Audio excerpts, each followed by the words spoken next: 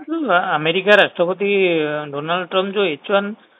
Visa ଉପରେ ଯୋଉ tax ଲଗେଇଛନ୍ତି ତାର ପ୍ରଭାବ କଣ ପଡିବ ଭାରତୀୟ ଛାତ୍ର ଏବଂ ଯୋଉମାନେ ଚାକିରି କରିବାକୁ ଯାଉଛନ୍ତି? ଦେଖନ୍ତୁ H1B ଭିସା ହଉଛି ଆପଣଙ୍କର ଯୋଉମାନେ ସେଠିକି କାମ କରିବାକୁ ୟୁଏସଏ କାମ କରିବା ପାଇଁ ଯାଆନ୍ତି ଜବ୍ କରନ୍ତି टेम्पोरारी हिसाब रे जो मानकर ग्रीन कार्ड जो माने परमानेंट रेसिडेंट सेमानक पई सेमाने नहंती जो माने टेम्पोरारी काम करिया पई जानती सेमानक पई किछि वर्ष पई वीजा H1B वीजा सेमानक पई अलॉट करा जाय जेमति कि आईटी सेक्टर हैला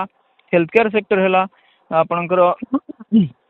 अदर कंसल्टिंग रे इंजीनियरिंग रे से सब जाई थांते त ता ऊपरे डोनाल्ड ट्रम्प को बाचालामी पागलामी जो करिसेंती वर्तमान H1B वीजा प्रथम से कहिले जे एटा वर्ष को $1 लाख दवापाई पड़ो एवं तापरे बहुत किसी चलला जिते सब जे अमेरिका इकोनॉमी पर नेगेटिव पड़ो यदि टैलेंट सेठी रहिबेनी और सेमानकर सेतिकी टैलेंट नाही जे सेमाने कंपनी को मैनेज करि परिबे तेणु तापरे जदि देखिबा आजिर स्टेटमेंट रे से ताकू व्हाइट हाउस ताकू क्लारिफाई करिछि जे जो माने ऑलरेडी अछंती सेठी H1B वीजा जो होल्डर जो माने अछंती सेमानक पई एटा किछि एप्लीकेबल नहे बा सेमानक रिन्यूअल रे भी सेमाने लागिबने कारण आउ जो माने नुवा अप्लाई करिवे नुवा एप्लिकेंट जे सेमानक पई $1 लाख लागिबो तेणु एथिरे किछि से भले किछि इमीडिएटली किछि इंपैक्ट पड़िबोनी कारण जो माने आगु को जो नुवा टैलेंट जिबा कथा सेठी जे काम करथांते जेतो आपण देखिथिबे हमर प्रधानमंत्री स्टेटमेंट भी थिला जे आमे कोनोसी कंट्री पर आमे डिपेंड करिया कथा नुहे आत्मनिर्भर हवा दरकार तेणु से हिसाब रे देखिबा अमिताभ कांत भी वर्तमान जो देखिबे से भी कहिथिले जे एटा भारत पई गेन हबो अमेरिका पई लॉस हबो कारण अमेरिका रे से भलिया टैलेंट नाहंती जे अमेरिका भी पूरा कंप्लीट डिपेंड कर जेंति आपण सुंदर पिचाई कथा कोंतु आपणकर जदि आपण सब बड़ बड़ जो सब आईटी कंपनी अछंती सेमानकर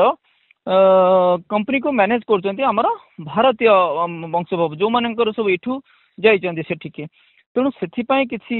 प्रॉब्लम ए सब एबे वर्तमान टेम्पोररी जो प्रॉब्लम अछि तेणु सेटा को हमको हैंडल करिया को अछि एवं भारत पई वर्तमान एटा आगु गोटे मेसेज जाउची जे हमर टैलेंट जो पाठ पढी कि माने अमेरिका जाउथिले से अमेरिका न जाई कि आमे एठी भी आमे करि परिबा आमे एठी भी हमर इनोवेशन नै परिबा आमे एठी स्टार्टअप क्रिएट करि परिबा तेणु आमर निजे आमे जेंति आत्मनिर्भर हो परिबा एठी सब टैलेंट एठी भी आमे काम करि परिबा जेंति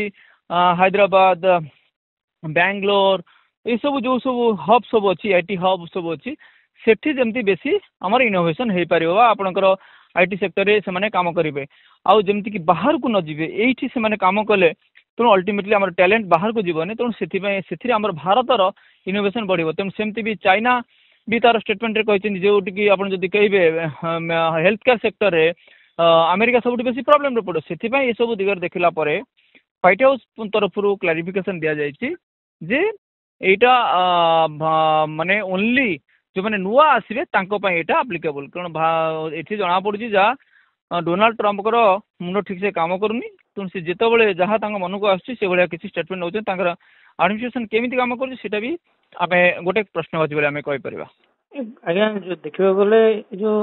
H1B वीसा गुड़ाए जावाई जो मैंने गुड़ाए दिन है से गोटे भाभी था टिकेट करता किए पाठ पढ़ा को किए चाकरी करने को हठात जो लगेदा से $1 लाख कौन आने ये गोटे गोटे आशंका सृष्टि होनी कि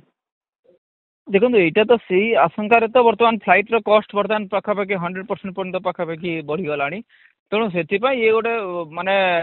बुद्धि कौ भाई कम करुच्ची डोनाल्ड ट्रम्प से समस्त जना पड़ी यहाँ एक्चुअली अमेरिका भी विद्रोह आरंभ है डोनाल्ड ट्रम्प एगेन्स्ट रे तेणु यहाँ सब रंग तेणु डोनाल्ड ट्रम्प एजे भी जो स्टेट नौ जिते देखुं ये सब भूलभाल होपर से बैक कर आगुरी कहीदे आगुरी तो देदेले कंपनी मैंने समस्ते कहते से बुझी जे यहाँ समस्त एप्लीकेबल जो मैंने H1B वीजा अच्छा तेणु भारत पाखे 72.6% अच्छा तेणु जिते सी जानिले देखिले जे माने कंट्री प्रॉब्लम हम तेणु से बर्तमान से निवृत्त रोचंती एवं सी बर्तमान देखुं जे माने नुआ जी जीवे एप्लीकेबल हम। ଆପଣ ଭାବୁଛନ୍ତି କି ଯୋଉ ଆମେରିକାରେ ଯୋଉ ଭାରତରେ ଯୋଉ କମ୍ପାନୀ ମାନେ ଅଛନ୍ତି ଯୋଉମାନେ ନୂଆ ସେଠି କର୍ମଚାରୀଙ୍କୁ ନିଯୁକ୍ତି ଦେବା ପାଇଁ ଯୋଉମାନେ ଠିକ କରିଥିବେ ତାଙ୍କ ଉପରେ ଏଇଟା ଗୋଟେ ପ୍ରଭାବ ପଡିବ କିଛି? ଯୋଉମାନେ ଅଲରେଡି ଅଛନ୍ତି ଗ୍ରୀନ କାର୍ଡ ହୋଲ୍ଡର ତେଣୁ ତାଙ୍କ ପାଇଁ କିଛି ପ୍ରୋବ୍ଲେମ ନାହିଁ। ଯୋଉ ଟେମ୍ପୋରାରୀ ଯାଇଛନ୍ତି ସେମାନେ ଅଲରେଡି ଯୋଉମାନେ ରହିଛନ୍ତି ସେମାନଙ୍କ ପାଇଁ ବି ପ୍ରୋବ୍ଲେମ ନାହିଁ ବା ସେମାନଙ୍କର ରିନ୍ୟୁଆଲରେ କିଛି ପ୍ରୋବ୍ଲେମ ନାହିଁ। କିନ୍ତୁ ଯୋଉମାନେ ନୂଆ ଆପ୍ଲାଏ କରିକି ଯିବେ ତାଙ୍କ ପାଇଁ ଏଇଟା ଗୋଟେ ଚ୍ୟାଲେଞ୍ଜ ରହିବ। ସେମାନେ ଯିବା ପାଇଁ ହେଲେ $1,00,000 ଦେବାକୁ। ତେଣୁ ବର୍ତ୍ତମାନ 88 ଲକ୍ଷ ଟଙ୍କା କିଏ ପେମେଣ୍ଟ କରିକି ଯିବ? ତେଣୁ କୋଉ କମ୍ପାନୀ ତାକୁ ଆକ୍ସେପ୍ଟ କରିବ, କୋଉ କମ୍ପାନୀ ତାକୁ ଆବଜର୍ଭ କରିବ? ପାଖାପାଖି 10% ତାଙ୍କର ପ୍ରଫିଟ ମାର୍ଜିନ ଉପରେ ଫରକ ପଡିବ। ତେଣୁ କୋଉ କମ୍ପାନୀ ସେଥିରେ କରିବେନି। ତେଣୁ ସେମାନେ ଦେଖିବେ ଯେ ସେଠୁ ଆମେରିକାରୁ ସିଫ୍ଟ କରିଯିବେ ଅନ୍ୟ କଣ୍ଟ୍ରିକୁ। ଅନ୍ୟ କଣ୍ଟ୍ରିରେ ସେମାନେ ଯୋଉଠି ରିସୋର୍ସେସ୍ ରହିବ ସେଠି ସେମାନେ ଡେଭଲପ କରିବେ। ତେଣୁ ଏଇଟା ଆମେରିକା ପାଇଁ ହିଁ ପ୍ରୋବ୍ଲେମ ହବ।